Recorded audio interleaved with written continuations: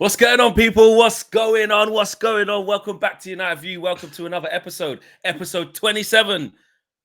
Unpowered by Dan Gore, not powered by everyone, of the Trinity podcast. Done a lot of stuff there. You done a lot of stuff. Yeah, you made that difficult. I don't know if you was trying to set me up. A smooth transition. Yeah. Wasn't your finest work. Work my best work. But we will improve. We will improve that. I will promise next week it will be a smoother transition. Big up to everybody watching episode 27. 27 of these, man. Nearly going to round us off at nearly 30 episodes. Yes. I like it. Yes. I like it, guys. It's a lot of good work going in. Big up to everyone watching. Smash a like on the video. Subscribe to your channel if you're new. Of course, we've always got so much to talk about during the Trinity. But this video is brought to you by Odds Checker. And here is what you need to know about the new game £1 million predictor. Yes, people, this video is brought to you by Odds Checker. And I'm here to tell you about a brand new game called £1 million predictor. Now, it is free to play. And all you need to do is predict correctly the Premier League standings for the 24-25 seasons. It is that easy. You just use the link in the video description below to get involved, and it will take you straight to oddschecker.com. And as you can see here is how you play. It will load up the Premier League table, and all you need to do literally is drag the teams to the position that you think they're going to finish in. No one thinks Manchester City is going to finish 11th, but you get my drift with that. Let me move them back to second. Because you know what? I actually think Arsenal are going to win the league. I'm going to believe. Now, Liverpool, I've got there in fourth. Arne Slot's going to be a little bit difficult for him. So why not? Let's go third. Villa, I think they're going to struggle a little bit because of the Champions League.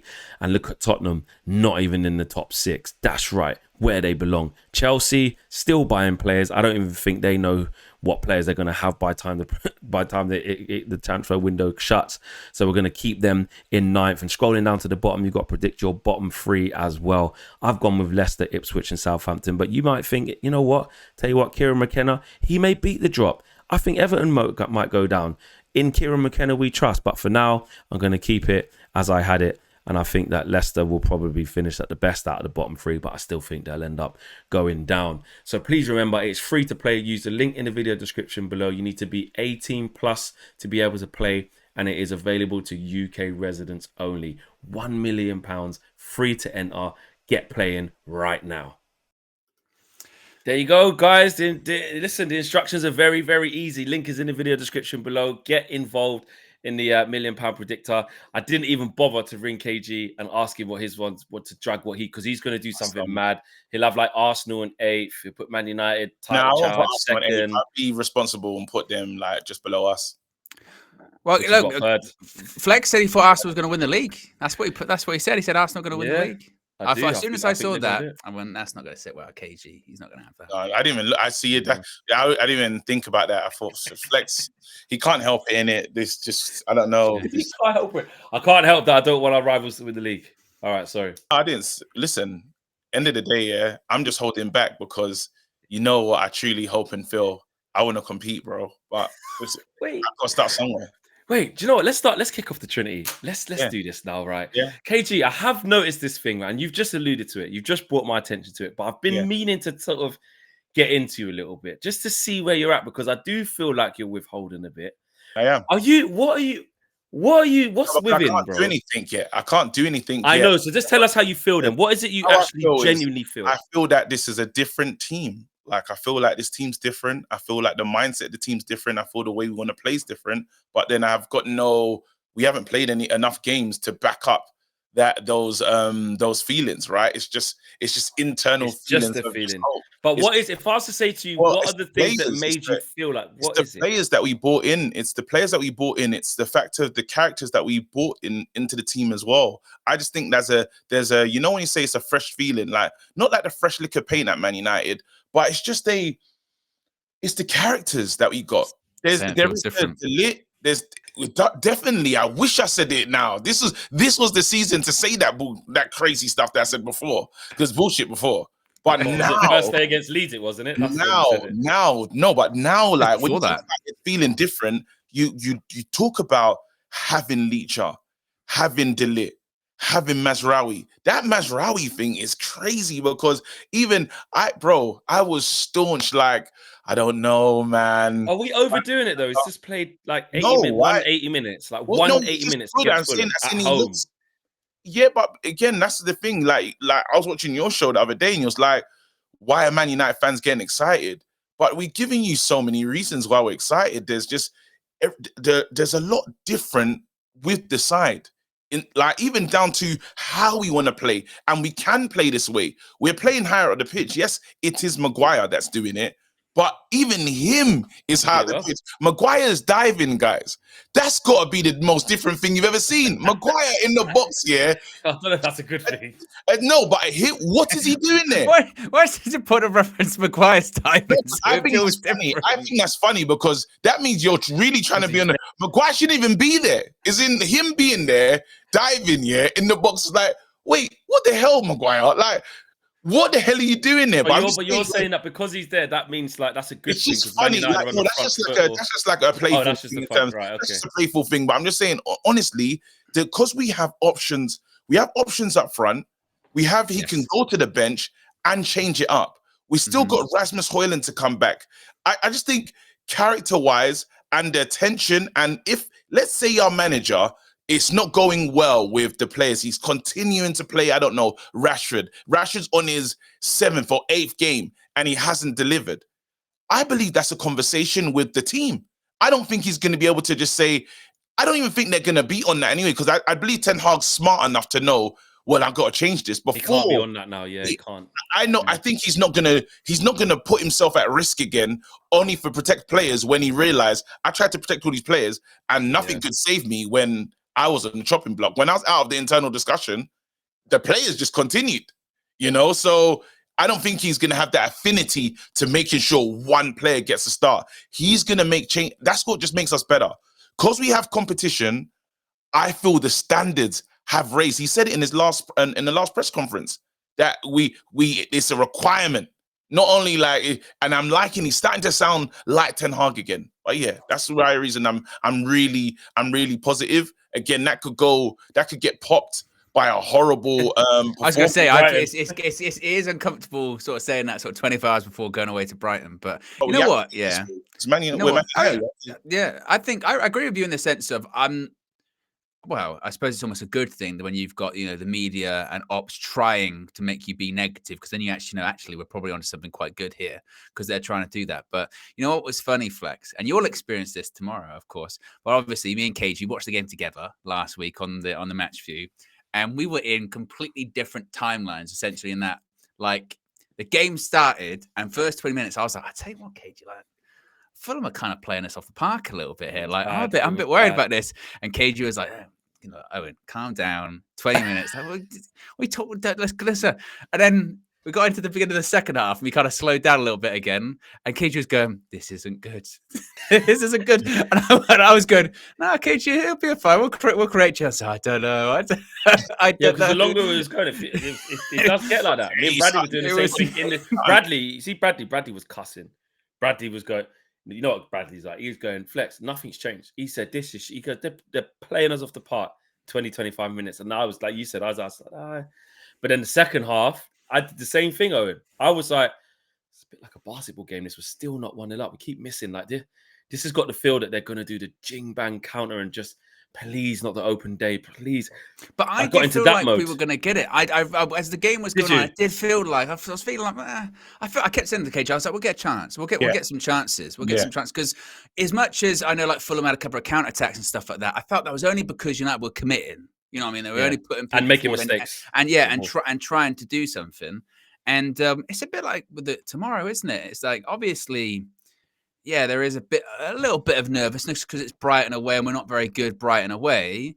But at the same time, I do think we have to give ourselves a bit of credit, because last week's performance, it wasn't really out of nowhere. If you look at the last 2 games prior to that, that's how United have been playing, really, which is create a lot of chances, not finish them.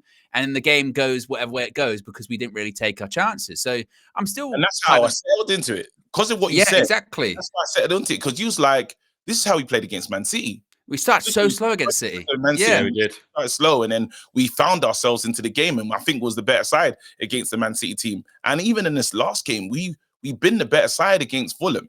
Absolutely. No one can overall, different. We was the better side, absolutely. But we didn't start the better side. You said the first 15, 20 minutes, I saw them knocking it about quite well. It was like, oof, this is looking a bit ominous. And I just think the worry is obviously. Do you feel positive? Because you've asked us all the same question. Yeah, I do.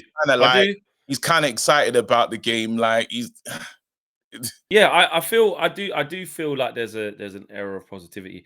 I do honestly feel like most of it though, most of my positivity is actually because of just what's happening at the club, rather than like I've seen that Fulham game and we're like this. Yeah, obviously the buys, the people that we bought, Mazraoui, yes, definitely, of course, the fact we have Dillit, Xerxes scoring a goal. Listen, all of that counts. Like it counts to like.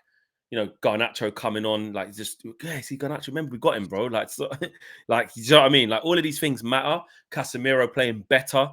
I didn't really envisage it. I'll be honest. I'm still not gonna go as far as to say like the old Casemiro's back. It's one game. Yeah. And he did all right in the Community Shield as well. But like I'm not, and it's not an agenda. I'm just not gonna be like, oh great, like. But I'll give him his props. Maguire playing in the way he did, again, give him his props. But I'm not. It's not me being like, wow, do you know what? I think something really special could happen this season. I'm more on like, I'm in my mind, until I'm proved otherwise, I'm 100% sure we are going to be way better than last season. Yeah, I am. And that's just by like players being back. Too low of a bar. Saturday will be the one, won't it? Because let's face it, if we come out of playing Brighton away at the Amex, which is a difficult place for us, and we win that game, then that positivity would increase. You'd go, well, it's one thing to win at home opening day. We did that last season when we were rubbish, against Wolves. If you go away to Brighton, we have under Eric Ten Hag just in general, we haven't been very good away from home, particularly against sort of good teams in the Premier League. So if we did that, and I know we beat Brighton away at the end of last season, but I don't even really count that game because it was such a nothing game. Like and they had fair chances before we actually scored as well. It was awful. It was an awful game of football. But if we were to win tomorrow, you would be like, actually, I tell you what, bless you. You would be like, actually, you know what? That is a bit of a statement. And also, again, like you look at the fixtures across the first weekend of the Premier League. Maybe apart from Man City, there was like no team that you would go, I tell you what, they blew that team away. They were brilliant. Yeah, United had one of the highest XGs of the weekend, Well, people are saying it's Brighton because they did win 3-0, but the narrative and context the game of that match was different, wasn't it? It isn't really that when you watch that game properly, which luckily for me, I was watching some of the 3 o'clock. So I managed to catch most of that, especially the 25 minutes where Everton were good and putting it on them. And I see Brighton just making mistakes, giving away the ball, getting countered. Don't know how Everton didn't score. And then Everton started moving mad. Like, it just, again, just running through midfield, just gives it straight to them. Like, then it's counter goal. Yeah, Ashley Young, pull man down, sent off. So it's like, it's different. And then that penalty on Dunk, like, I agree that probably I didn't think it was a pen. But it's the fine margins, in it. They were in trouble. So it's like, and it's like, I know I don't want to be like jinxing up the thing, bro, we've got James Milner in midfield. But like, if we can't, what we should be thinking is Cobby's there, Bruno's there, Casemiro. Like, come on. This is why, when you ask that question, right? I just think like I'm just sick of the whole being inferior to like teams that are not supposed to be on our level. Like when we're meant to beat this team, like we should be going to this game. Prove it. You have to, but I'm saying the expectation has to be there that we should beat this team. Like that's I hear that. If we say we're a big club and want to do big things, that we have to move on this season. I'm saying last season to me was a blip. Last season is not a true representation of the manager or how we want to move going forward. And it can't be because that means almost I'm accepting them terrible standards. We can never perform the way we performed last season. So I can't go into this game against Brighton thinking we're gonna lose, or like even a draw is not a good enough result. I was looking at our away record, and we only won 7 games away from home last season. Yeah, it's terrible. That's what I mean. It's just not good. That can't happen again. No. Man United, we have to literally say these games are must wins. We go into these fixtures. The only time when we can say, hey, maybe we get a draw from these ones, and this one I'm talking about elevating the standards. The only way we can say, you know, you might play one of the big teams, our big rivals, and that could be like a Liverpool away from home. A draw's not as bad. A draw's not the worst thing in the world. But then if we're talking about being up there at the end of the season, because you see how all these teams are, some people don't have us in the top four proper, like at the end of the season. Oh, most people don't. We must win these games. That's must why I'm saying it's a statement. Everyone else. We must. Yeah. No, I was going to say, that's why I'm saying it's a statement, because even when you look back at Ten Hag's first season, we got in the top four primarily because we just didn't really, apart from the first game of the season, lose at home. Apart from that, we either won or drew every game at home. Our home record was brilliant, but our away record that season wasn't great. It still wasn't. It still wasn't amazing. Still took 7-0. Exactly. And even that season against Brighton, we lost. That was the Luke Shaw last-minute penalty thing, wasn't it? I think that season, right after the FA Cup final. Yeah. Then we lost to West Ham straight after that as well. Exactly. So, yeah, the point being is that, that's why I do think that there's optimism and positivity now, because it's start of the season, like you're saying, Flex, there's stuff happening at the club that's really exciting. Looks like the Agati deal is going to happen. The business we have done's very good. But it would just feel somewhat significant, wouldn't it? If we got out of that lunchtime fixture, we went, well, wow, actually, tell you what we could do. We did it Friday. The game finished, we're top of the league. And if we win again, we'll be like, top of the league again, mate. 2 weeks in a row. And then KG, he won't be able to contain it anymore. He's holding it. No, I'm containing it because I know the game that is going to do it. I know the game when, like, it's against the rivals. It's against the Liverpool game will send a big message. You won't be able to contain it, KG. I'm telling you now, if we finish that game we've won, and that table comes up at the end, it will be like Manchester United first, 6 points. I guarantee you, inside UVHQ, you'll start nudging Flex and start going. No, I don't think so. Title charge. The reason why I say that is because I have the expectation to win the game. That's what I'm saying. Like, there's games where what I need to see, I've just raised my expectation, guys. That's all it is. So there's games where I expect to win this one. I'll be disappointed. I won't be happy. If we lost this game or we drew this game, I'm not going to be happy, because I just feel that Man United now, especially, like, we have to take the licks of what happened to us last season, but we have to say that's unacceptable. Now it's a new season. We're not allowed to lose this game, guys. We actually have to go out there and say, especially because of how bad we've been against this team, we really have to let these lot know. New manager, yes, they're playing at home to their fans for the first time this season, but that doesn't matter. It's a tough game. It's a very tough game. But regardless of all that, we have got better players. So when we go into this one, we need to let them know. If Ahmad, the Brunos of this world are really good, Rashford, who has so much to prove to us as fans this season, them lot have to turn up, and I need to see braces, bro. I need to see people getting involved and scoring goals. That's what I'm looking for. So I'm telling you, if we had a comprehensive win against Liverpool, I'd be nudging Flex. If you see Liverpool, I said Flex. If that happens, but yeah, that's the game. And it changes the perspective of that Liverpool one as well, doesn't it? Because if we go into that 2 wins out of 2, I've got to tell you what.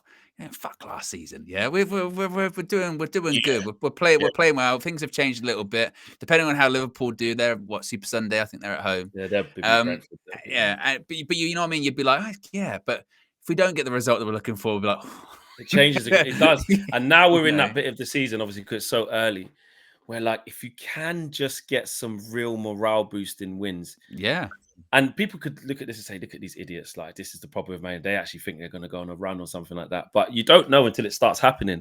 And the only way it starts happening is, like you said, is to get some of those wins, to get some of those positive performances. I do think, like, obviously losing is always, I'm thinking we don't want to lose. I would say this though. I have been talking about this. I was talking to Hugh as well. Hugh Wizencroft, who I was doing a show with. He's a Man United fan. And he's always quite negative, just in general. Like, he just is. I don't know why. He just really, like, hyper focused on stuff. He reads into a lot. I don't know if it's because he's just a different type of broadcaster. He's just different. Like, so, like, I was just saying, like, he was like, well, what's your expectation kind of thing? Yeah. And I was like, well, 4th. Like, we need to be getting 4th at least and stuff like that, et cetera, et cetera. And he was like, I'm not concerned with that at all, Flex. He said, if we finish 6th, but I can clearly see progression. I can clearly see what this team is trying to do. I can clearly see that, most games we are on the front foot. If we lose, by a goal here and there, like it's fine. But the manner of the performance and what we're trying to do is there and something to build upon. That's more important to me than just like not getting top four by like just last minute things. And they won't like stand for it. They won't stand for it, Flex. Like, he said he doesn't know, but he said Ten Hag out there. He said, right, so you don't care, but he said even for Ten Hag, he says he has to prove it. What he's looking for from Ten Hag is less about just get us in the top four, but more about show us this plan. Like, let me see it. I want us to play good football. He's more on the style of play vibe. But we said last season, didn't we? You know what I mean? And it's ultimately what did end up keeping Eric his job. It's results. It's results-based business. You know what I mean? Eric won the FA Cup, saved his job. This season, it'll be the same. If we don't get top four, but say we finish fifth, we won Europa League, gets in the Champions League, he'll keep his job. Like it's about getting results. Because if we finish sixth, but we were playing this nice football, it'd be like the Spurs thing, wouldn't it? Where you would go, oh, all right, but what have you done? What have you done? Then you do get into Spursy territory where you're like Abby going, I tell you what, I really enjoyed the first half performance. You go, but did you win the game? No, exactly. You know, it's about trophy. That's like one of our biggest things we can brag about at the moment. For all the chatter about like Arteta and all that kind of stuff, you go, what's he won? Eric's won more than him. You know, and that's with turmoil, because that's what football's about. It's about winning. Where do we find the balance? Where do we find the balance with being truly confident in something that can take us forward versus we've just had a good season because we won games in the last minute, or Rashford had a purple patch, or where's the balance for you? I think that your goals will change as the season progresses, right? So obviously, in my mind, the goals are let's do our title charge. Yeah. But then I understand as the games go on, you have to realize, well, that ain't happening, bro. The closest you're gonna get maybe is fourth, or just Europa, or just maybe a thingy, maybe a qualification of whatever. Yeah. But then at the beginning of the season, as a big club, you have to tell yourself that I have to try and win stuff. While there's stuff to be won, saying I just want sixth place and a style of play is bullshit. That's not even a good standard. Like you talk about lowering the standards. That is dross, bro. That's not even, as a Man United fan, I don't even feel comfortable saying that at the beginning of the season, bro. Let's not say we're, there's only 4 games in it and can we get 6 to secure? I think, is that Europa League or something? Yeah, Europa. Yeah. Can we get 6? We're talking at the beginning of the season when there's all on the table for you, bro. And he's saying, can I just get He's saying the reason why he said that was because he's seen it before where he's might broken. Come second with something that, but he's saying broken. But his point was, and he articulated very well, he's saying that he needs to see something that's sustainable to like, because he's saying like Arsenal, he said Arsenal haven't won anything. Yeah. But there is a feeling that they can go and compete for the top honors. We've won stuff, but we don't have a feeling we can go and compete.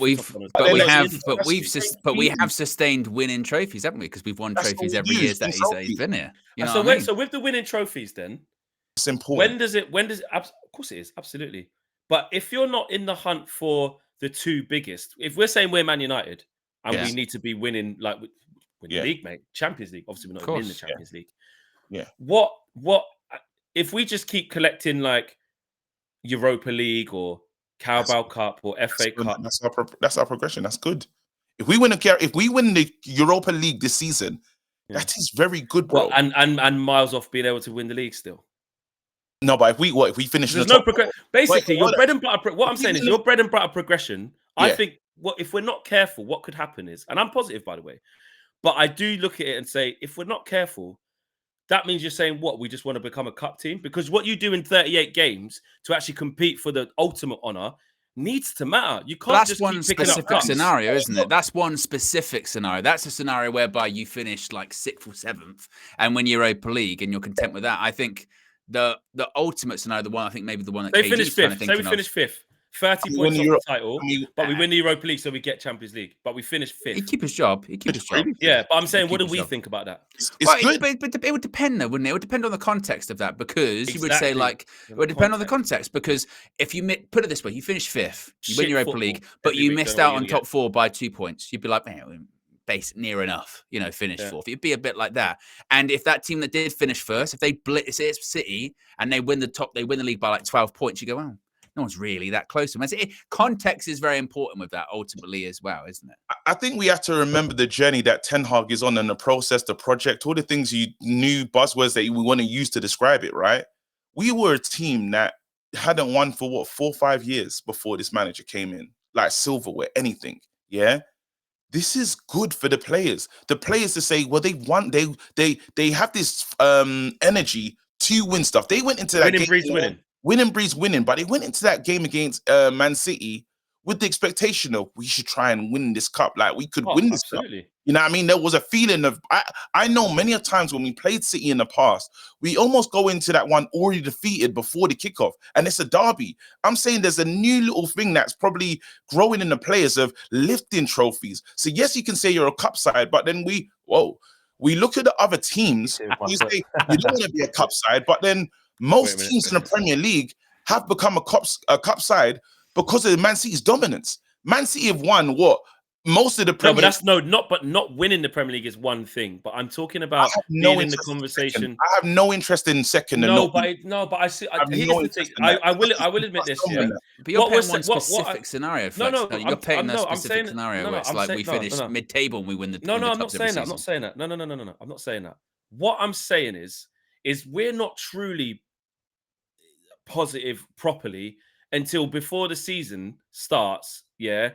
We actually think we have a genuine chance of winning the league. There's a reason why we don't think we have a. I know KG is saying like challenge. I say challenge. I'm saying we. I know. But with how far away we've been recently, even when we've done well under Eric, let's be real. Like when we finished third and we got a Carabao Cup, obviously was way off the title. And just this year, it was our worst thing we've ever seen.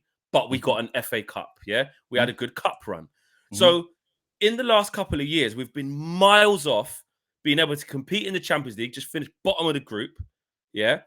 The year before that, I think, was Europa, and we got a little bit far and then got out to Sevilla, got mashed up, right? And then the second year, we're obviously nowhere near Champions League competing because, like I said, finished bottom and not being able to compete for the league. What I'm saying is I agree with everything you're not saying. Like cups are important, massively. But if we're not careful, we can't just act like not being higher up the league and closer to the top doesn't matter unless because you're picking up other trophies. Because it does, because 38 games is the real measure of the team you actually are. Like we can have good cup runs and have good experience and win big moments like the FA Cup. But if over 38 games, we still only win 35% of the games or 40% of the games, but we have good cup runs, it doesn't. But then that's the scenario I was mentioning. That was the scenario I was mentioning, though, isn't it? That if you win 35% of your games, you're a mid-table team that wins cups, which I don't think. We're not mid-table. Say we keep fifth. Like just I'm talking about as long as we keep not competing for the league, we ain't going to be able to win it. And that's what we want to get back to. But it's the reverse Arsenal argument, isn't it? It's the reverse Arsenal argument because the argument with Arsenal is who'd you want to be? Yeah. Do you want to be a team that they're like, oh yeah, we'll finish second or third, but at the end of it, what's the question that gets asked of Arteta is, what have you won and all that. I think it's progression, isn't it? It is progression, and I think are we seeing progression? Well, and again, that's where you have to wait. That's where you have to wait and see. Like to KG's point, last season. You would hope at the end of this season, you clearly look at the season prior and go, massive outlier. It was injuries. It was this. It was that. Inos have now come in. They've backed the manager. They've spent money. We've recruited really well. And we can see the progression. Like, for instance, like I said, if we did finish fifth and it was a couple of points off top four, but we won the Europa League, we're in the Champions League next season, there'll be questions about progression in the sense that they'll be like, well, in the league, that's a couple of finishes outside the top four. That would be a question. But he would keep his job because he probably would have ticked what Inos wanted, which was trophy, Champions League. If you win the Europa League and get to Champions League. But I get your point. But I don't think we're in danger of... I don't think Man United are in danger of being like, oh, we're going to finish 8th every season and win a cup. Yeah, that's not going to be... So I don't think that's our intention. That's what I'm saying. I think that's the key thing, right? So when you're talking about it, I'm like, well, we're not trying to be a 5th, 6th side. Of course not. I'm saying if we are, is it progression? No, but then not just 8th. I'm talking like not competing for the title. Shit can happen in a season, right? And if we did, let's say this season we literally was 5th place, but we win the Europa. That is an acceptable season because what you can say when you talk about progression, you're going to say, well, what we've done now, we've secured Champions League football. All the people from second to thingy are in the exact same tournament. So they're going to be there anyway. Now, if Man United can go in there, win that Europa Cup and then win that, the Super Cup they play again, you'll say, well, okay, Man United are stepping in the right direction because it's all about winning stuff. The reason why they're talking about Unai Emery versus Arteta and who's the better manager is because Unai has won. It's simple as that. Yes, Arteta, great. You finished second a bunch of times. Brilliant. Well done to you. You're pushing City. But when it comes down to it, the game is about lifting trophies. And that's why I never want to move past. You can say, oh, you're the best cup side. Well, cool. At the moment, we're a cup side that we win cups. You know, everyone else is involved in this tournament. So while we're here, let us win these and prepare ourselves, gear up to be the best team over 38 games. Let's get to that place. Yes, we're still on the journey. And a lot of teams, when we do talk about the Liverpools, well, how many Premier Leagues did they win? Yes, they will. That's what I'm talking about, the competing though. But the problem is because they competed every year and they did win the Champions League and they went deep into the Champions League almost every year. And they knew what they were doing. There wasn't. There's never an element of they're regressing. No, but there was in the end of it, when you break it all down, because we looked at Klopp's career and said, this guy should have got more Premier Leagues. You know, yes, he's done it. Because and it said in the end, I don't know. Maybe it's like an old school Man United mentality of second. Really, for me, second, yes, it's good, but it's not good enough. It doesn't really matter. Also, as well, when Ollie finished second, nobody gives a shit because it's second. You know what I mean? And he was like third. He wasn't actually in the race though, as well. But so did Jose. Jose finished second as well. Same situation, didn't he? Where it didn't matter. Okay, can I ask this question then? How would we feel? Be honest. How would we feel if we were putting title charges together? Don't get me wrong. Yes, it's second, so you didn't win. How would we feel though, knowing like if we swapped with Arsenal, like i.e., I know what the team's going to do. We're mashing up most teams. We've got the best defense in the league. We do have a young up and coming manager. I can tell you what the argument would be. The argument would be, what have we won? That would be what have we won. Be second and not win anything. How would I feel? But you're very certain that you're going into every season and you're going to compete, but not win. Yeah, and by the way, we might finish fifth. We want to talk about Europe as well. Arsenal weren't doing shit in Europe as well. What are they doing in Europe as well? It's not worth. I'm telling you, bro. I want to win stuff like that motion of lifting stuff. So if you said, "Raw, do I want to swap places with Arsenal right now?" No, because what am I swapping for? Yeah, they haven't got to the promised land. It's not like they've got a nice car. Arteta's won the league, and it's like, you got a nice car that's stuck to neutral, bro. When is it gonna? So long as you're not winning, I'd rather be me. Until you win, I'd rather be me. Do you know what I'm saying? And that it is what it is, because guess what? Even if we finish second, what are they gonna say about us? Until, let's say, if Arsenal fall off a cliff, what we'll remember this time, kind of like what we did with Spurs. There was a moment in time, Spurs football under Poch.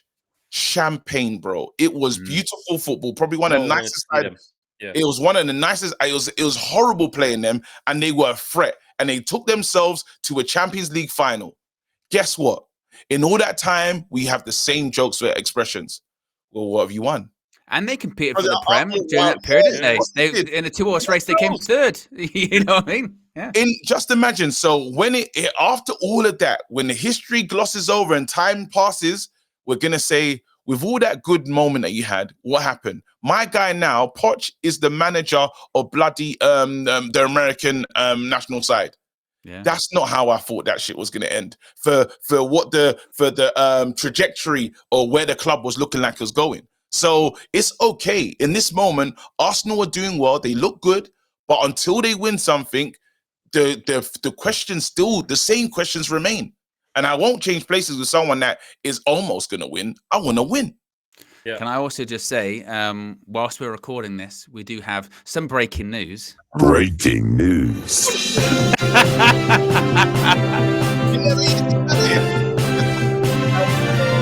let me. Here we go. is it? You know what I enjoyed? I enjoyed KG doing the breaking news figure. So it's from Laurie Whitwell and James Horncastle from The Athletic, who say Juventus are indeed in talks with Manchester United over a move for Jadon Sancho. Although finding a financial agreement that satisfies all parties is expected to be difficult. Sancho's been available all summer, but Juventus have stepped up communication with United as the deadline approaches and are currently seen as the likeliest destination should Sancho depart. They want to sign 2 wingers between now and the end of the window, and it looks like Sancho could indeed be one of them. But we'll have to see. Once again, finances are a bit of an issue with this one, but the fact that The Athletic are now going with that puts a lot more credibility on some of those reports that were coming out of Italy last night as well. Looks like it's going to happen. That's great news. That is really good news. I was speaking about Sancho on my morning show today, right? And it was funny because I asked every caller that came on, I said, guys, if Sancho stays, do you see him being able to break into the first team and become a starter under Ten Hag this season? And I was That's what we said this morning. No oh, chance. wow. No, absolutely. We literally spoke. Didn't we say the same thing, Owen? We said you can say that you can clearly see that it is not in Eric's plans, even if he stays, to surpass Rashford on the left side, to surpass Garnacho on the left side, not Eric's plans, or Ahmad on the right. Not Eric's plans. You see what I'm talking about? Doing a Maguire where somehow but that was because of last season was an outlier, wasn't it? Last season, look, Maguire, in the game of poker that is football, whatever, he played a blinder last season. They were like, you need to go. You're not in plans. He went, we'll see, and everyone got injured. He went, I told you so. Basically, you would think that's not going to happen this time around when it comes to Sancho. You know, how many people would have to get hurt for him to start playing regularly? No, he'll get games in the Europa and stuff. No, but this is what we said. Picture this, KG. You just said how important it is to win shit. Yeah, let's picture this. One thing we do know about our manager, bro. We was playing flipping Wigan at home and away in that, and flipping Newport or whatever. We were going bloody hell. This is strong. He don't mess about. He ain't getting to Europa League. He ain't getting to Europa League. And there's no Ahmad, there's no Garnacho, there's no Rashford, and like Sancho's starting. He wouldn't even do that. And he's also a guy. He started the Champions League final, right? He started the Champions League final. You think Jadon Sancho, and I know we do this a lot with players, and we go, they're not going to be happy sitting on the bench, but legitimately. You know, he played from January onwards all the time for Dortmund. He played in the Champions League final, biggest game in club football. And now is he going to be content for coming on for 10-minute cameos or possibly playing in early Europa League games or Carabao Cup games? Of course he's not. And if Juventus come calling, they'd be like, of course. He wants to go. The main thing is, I would like, for Jadon Sancho, we signed him as probably one of the best players in the German league, right? That was one of the, it was him and Haaland at one stage. And it's like, we're getting someone generational. That's what we felt. Yeah. And then it went totally wrong. But then it's someone that should be playing regular first 11, first team football. He can't him doing the Donny van der Beek, sat on the bench, hood on. It just doesn't work. Especially if things go bad with maybe Rashi or something. I'd hate to see them two on the bench and we're looking for goals and we're not turning to them. I think you're setting yourself up for a mess. So really, I would love him to go to Juve. But if the finances or salary is a huge stumbling block, then he's gonna be here.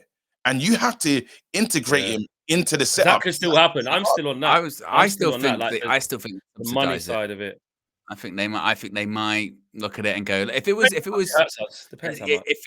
was what those reports in Italy were saying last night, which is loan obligation to buy 40 million quid, then I think United would go, right, we'll help you out with the wages because it's worth that amount to us, and possibly because that might be the difference that gets Ugarte through the door, you know, or someone else through the door, another midfielder possibly. That's what I think is looking at the loan with obligation again.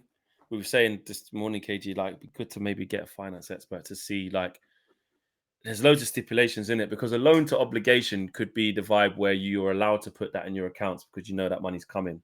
But actually, maybe you can't because there's obviously going to be stipulations in there and clauses of if Jadon Sancho breaks his leg, which I absolutely hope he doesn't, they're not going to take up the obligation. There could be a clause in there to say, obviously, that's void. Or if he had a disciplinary thing or like a agreement, something happened and that's void, or there could be ways basically where that money might not actually arrive. So it's almost like I said it to like my parents, where they say, don't spend what you don't have. It's like a credit card. No, but a club will spend what they don't have. Like we do that. The one right, thing but can we, with if we loan him and pay his wages, have we got it or contribute to that? Would we have enough to either get someone else, or would we just have to say, right, that's just enough? So that's not a problem when it comes back next summer. I imagine we'll be able to get someone else because we're doing these things, right? Look how a lot of these deals are set up.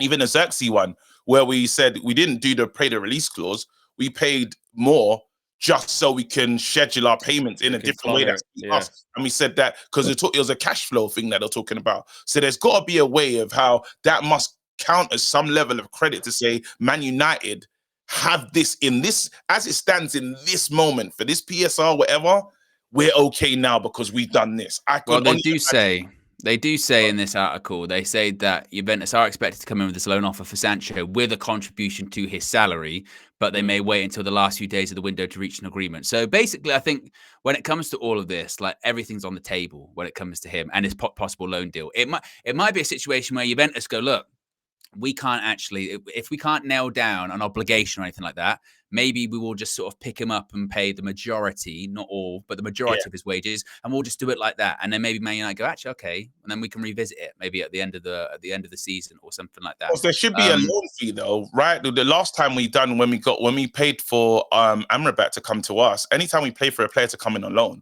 we paid a loan fee. So I can imagine that there's some money that we can put into the coffers, kind of like what Gallagher and that Gallagher situation with Felix. That's a crazy transfer.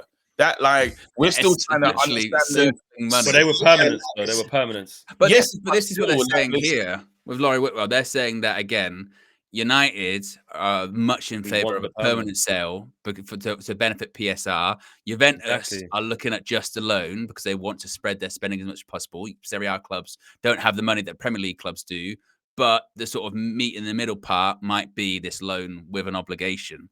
But again, I suppose the problem is with that is that you are sort of putting some of the negotiation off into the future, but you still have to figure out what that all looks like as well and make sure you're protected and covered if you want to get the most out of it. Which what I said this morning, I did say to Owen, I said, but you know what? This is why we are happy and comfortable and need to get comfortable being comfortable that we've got competent people. I believe Omar Barada is so experienced by doing this sort of shit at City and knowing how to negotiate these things, the same as Dan Ashworth, Jason Wilcox, etc., Vivell, all of these guys that we've assembled. This is when we go, it's in you guys' hand. You lot will do right by us. If it's a loan of obligation, then you know what? We'll go. It must work for the club because we don't have people who hurt us anymore. So we have to just trust what that looks like. So then when we get to next summer and we are in a better position, because of us as fans, we think it's like, it's like, we do that. Then we can just go get someone else. We've just loaned Jadon Sancho. That means we go, no. They might say, no, we can't get someone else right now. But when it gets to May the 28th or whatever, and that deal activates and we get the 40 million through, and we've only paid half of his wages this year, we're going to be in a great position next year. That's going to be a good start on the front foot. So, and actually, Eric, are you okay? You've got enough wingers. You feel kind of all right with what you got. We will still get you Garts. The Garts is coming. Then just go with that. It doesn't mean that because Jadon Sancho goes, but then there's also the Scott McTominay one as well. Maybe that would be one. The same thing that you're talking about, right? This player could go and kill it. He could go to Sancho. On the flip side, you say he can get hurt and this, that, and the other. Sancho could go and be amazing, and that would the type of football. Motta's he won the. What did he win? Did he do well with Atalanta? Bologna. Was it Bologna that he done well with Xerxes and all these other players? And he's sought after, right? This is it. He's done well, so he could potentially go there and be amazing.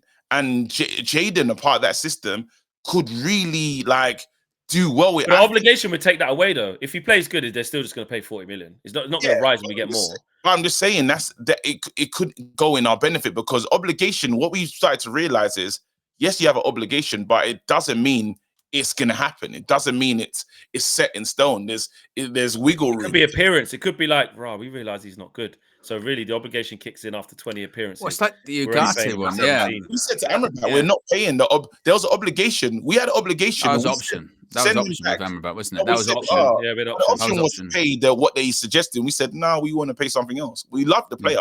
We just don't want to pay That's that. what I mean. So it wasn't an obligation, then, was it? So otherwise, His one was just a loan and it ended, and he went back. But they're saying, like with the Ugarte one, to Flex's point, that it might start off as a loan with an option, but then if you play 30 games, then that option turns into an obligation for another price. So there's many different ways to structure it. And they're also saying in the article too that one source has said that with him not being selected in the squad to face Fulham, it basically reaffirmed his desire to leave Sancho. He was mixing with teammates in the Old Trafford dressing room before kickoff, but wasn't seen watching the game with others. So I don't know if that means they're implying that he left or whatever. I'm not sure what they're necessarily implying there. But yeah, they're trying to drop that in it. But I don't really care about that. Like everyone, right? When it was Sancho wasn't on, we did the team news when it came in, didn't we, KG? As soon as it came in that Sancho wasn't in the squad, it was like he's going then, isn't he? You know, and even I know Eric after the game said, well, you know, he had a ear infection this week and he could. But the moment he went, well, he could have maybe. You just go, well, because he's not involved. He's not involved in the plans, is he? You know what I mean? Now they need him to not get injured now. Yeah, and it just adds credibility to those that, you know, if you thought this when it was reintegrated back into the team, you're absolutely right that he was largely being put in the shop window, wasn't he? Really, it was largely professional though. That I will absolutely been professional, like, and that's maybe his job because he wanted the first time because he probably wants to get a move. You know what I mean? And exactly, and he's been told this is what you need to do. Yeah. Everyone's agreed on the same page of, well, if you want to leave, we've all got to get on. You've got to do a preseason, and we'll try. Basically, I've got to be honest with you. There aren't a ton of offers out there at the moment, but we'll try. If you're out by yourself, training or being locked up in another room in Carrington because you can't, get changed with these people or whatever, then that's going to be difficult. It's going to be difficult to sell you for the money that we're looking for. If you have a preseason, if you train, if you have some sort of, positive sort of publicity around you, remember that video of him chatting to Eric on preseason? Everyone was like, they're talking and all that kind of thing. That MUTV with Sam. Exactly. It's good to be back. Yeah, it's good to see the fans. I always come to America. It's nice and hot here. I like the heat. They know what they're doing. They know what they're doing. It's PR. And if he does go, it ends on a much less sour note. Exactly. You know what I mean? And again, that's what we don't enjoy the drama. We don't want him to be, we don't want a Trevor Chalobah, a Raheem Sterling. All of a sudden, Sancho's not the number 25 anymore. He don't have a squad number for the year. All this stuff. We don't want none of that to happen. We really don't. We already went through it last year with him. So it's exactly, you could clearly see a mile off. As soon as he was back, we all said, didn't we? We went, well, actually, I remember you saying, I think he could stay. I think he could be part of it. Yeah, and I was like, I didn't just to sell him. I didn't think I was going to find a home for him, to be honest. I thought about I started to think about the wages and stuff, and it was a bit worrying that no one was coming in for him. I don't know what's happened with Chiesa. Is he actually left the club? Is he actually left Juve? Well, they've told him. That's the important. He's still there. I mean, could you take him? Yeah, Sterling. I'm not taking Chiesa. KG, do you think if he does go Juventus, people will do like Juventus watch-along streams like they did when he went to Dortmund? No, because it's not as toxic yet. It's not, because I think the last time when it happened, it was really bad and you had to pick a side. I don't think that's the vibe of... that just goes to show how mad that whole situation was, wasn't it? You know what I mean? They wanted to do it when he went to Dortmund, but they won't do it when he goes to Juventus. Why? Because, again, it's been managed more appropriately. It's better, but then this is how it goes. We all set ourselves up for failure. Ten Hag in that, Sancho especially, but we set ourselves up to just look like that silly club, that don't know what they're doing.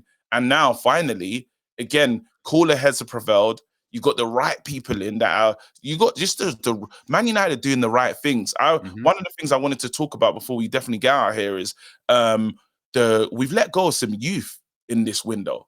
We let go of some youth in this window, but then we brought in some interesting youth in this window. That Kone kid, now we've only seen comps, but then even the Chido, the ones from the Martin.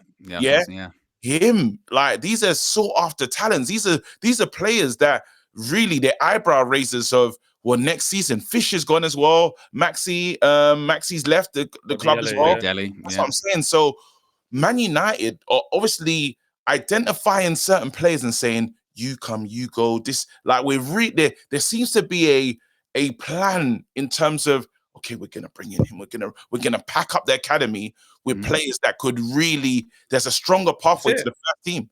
Campbell's, look what we done this season. And Campbell's, I thought was gonna be there or thereabouts. But then that was quite just shows you how good you have to be. That was quite cutthroat because, like you said, after a couple of appearances towards the end of the season, it was like, oh, maybe he might be like, you know, 5th choice or 6th choice. And by all accounts, he had a chat with like Erik ten Hag and that, and they just went, to be honest, mate, the only reason he played was just because we had a lot of injuries, but we just don't really see it. And he's like, all right, cool. You know, which really was the truth. There's no way he would have got it like that West Ham one when everyone dropped that. He wouldn't have got in all year. Well, Bournemouth, like, he really struggled against Bournemouth away from home, didn't he? That one, but but I mean, how he actually played against West Ham. Oh yeah. But in all of these deals, I think all of them, at least the majority of them, United have still managed to protect themselves. So if something does happen with them that they didn't see and they become great, we can either bring them back, or if we're still not certain on them, but they go for 20, 30 million, get like half of it or whatever. And again, that's good business. That's the way. That's the way it should be done. You got to rebuild your reputation somehow. Yeah, do it like that. We touched on that. this morning as well. And I basically said the same thing, KG. That like there's a plan there. It shows that these are at the very least young kids who have a really good reputation in and around that age group. And there's one thing about academy football is that there's certain buzzwords, there's certain players that are in and around it in Europe where people go, listen, as a kid, 17 at thingy, 18 at where, you know what I mean, 15 at such and such, to get them in. And especially when there's like other big clubs there waiting, you know, like with the Arsenal one, they wanted to keep him. Bayern Munich interested. When there's a lot of clubs there going on and Arsenal, there's something there. Doesn't mean he's going to be a superstar. The hard work really starts now. We've seen it. It's very, very difficult to actually have the hype and do the LeBron. You know, come out. You know what's different though? Be tipped as the thing, and then be good. What's different though? Because with the Koenig one, I don't know if it's Laurie that's came out, but maybe I can't remember who the source is for. They're saying that is the pathway for this kid in terms of seeing him in the first team. They're going to make him train with the first team, and if he can show the levels, then show the levels. So but it sounds different. When we spoke to Laurie about Chido, he said, "Nah, that's not. He ain't gonna be." Yeah, George. No, he's this. That's the next 3 years. That's not the next. That's not what it was. But this sounds different. Just hearing what they're saying about first team and see what happens. That sounds different to what we've heard in the what we heard. Well, he's playing in under 21s every. He's playing in under 21s, but he's going to train. And so it's no different to say Harry Amas or, you know. He's had a very impressive under 17s World Cup as well, didn't he? And it would just be because we just don't have this at United, do we? It would be great when if like, let's say the end of this season or a partway through next season, let's say he starts to get involved with the first team, because at that point it'd be like 19-ish or whatever, and he's good, and you go, we bought him for $1 million. For $1 million.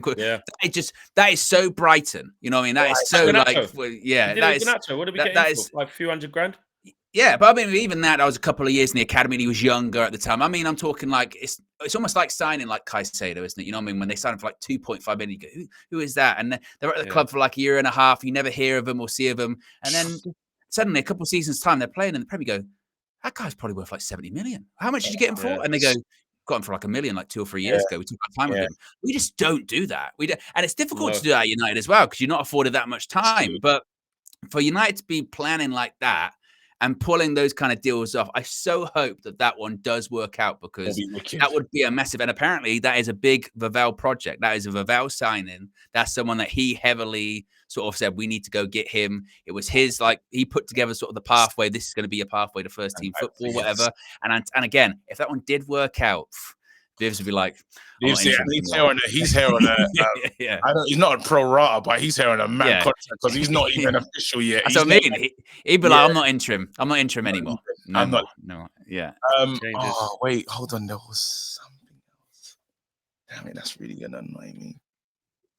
Oh, that's it. Blanc. That Blanc from he's important in this Agati deal. You know, he's important because he was a big part of the PSG setup. He was on that. He's part of the board. He's part of the. Are you buying the Inos Qatar rivalry? Are you buying that? Duncan Castles was sort of saying that's part of a problem. There's friction, which is hilarious because again, that they definitely weren't linked. Definitely, you know, Qatar, Sheikh Jassim, and PSG. They're just friends. Sheikh Jassim's just a proxy. He's not real, bro. We're still on. If you Googled Sheikh Jassim now, I bet you there's still no new updated pictures. That's the same. It's the same picture. Same 5 pictures. He lives under. Yeah, but bro, I'll go on social media, bro. Don't take pictures of me. I'm a big man, bro. Sheikh Jassin's 4 pictures in this life. Sheikh Jassin, bro. That's all I have, bro. That's out there on the internet. Yes, plenty more in the palace, but no, on the internet. Foundation, bro. No, 9-2. Seen it on the company's house, mate. Real thing. But yeah, like, can you imagine, like, again with that? So the suggestion was like, oh yeah, well they won't want to do business with us. Why? Or they're upset that Inos won that race and what have you. So we're not selling there. Wait, when we called PSG to get help with the Sheikh, that's what I mean. That's what I'm saying. But they definitely weren't linked. I'm not involved. That's what I mean. Myself to say, hey, no, that's Nasser Al Khalifi. That's a different. That's what I mean. He was the middleman to help the deal. Remember when we said we called him to try and sort it out? So what he said, he called himself and was like, "Bro, what do you think about this?" Load of rubbish, man. Bro, Load of rubbish. Nah, there's although I did think of the billionaire, like, because imagine. What do you think? Yeah, so Jim, billionaire ego. I've spoken to Justin. He's been very silly, being very, This is Manchester United in the Premiership. Yeah, that's Manchester United. Bro, a man who calls it the Premiership still. That's what he says. Listen, let me tell you, the Premiership, FA Carling Premiership, that means he's old school, bro. Manchester United in the Premiership, Old Trafford, it's a bit tired. It's a bit tired, I think. It's tired. bit tired.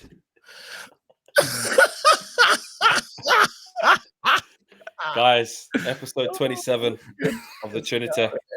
Like we said earlier, video is brought to you by £1 Million Predictor by Odds Checker. Great game, very, very easy. It's free to play as well, and if you predict it right, chance to win £1 million. Million quid. Yes, £1 million, and it's free to enter. All the T's and C's are in the link in the video description below, so make sure you guys check that out. Right, big up. Let's get the predictions. KG? Oh, I've gone 3-1 Man United. No, what would you do with $1 million? He said. Yeah, what would you do with $1 million? Oh, I thought you said sorry by prediction. Oh, thought I'd do with $1 million. Bloody hell, do this, but just better. So basically, you'd have a TV studio doing it, like you just do this better. Like I love what I do. Everything I do right now, I just continue doing it. Yeah, but just at a much higher standard. Yeah, just because why not?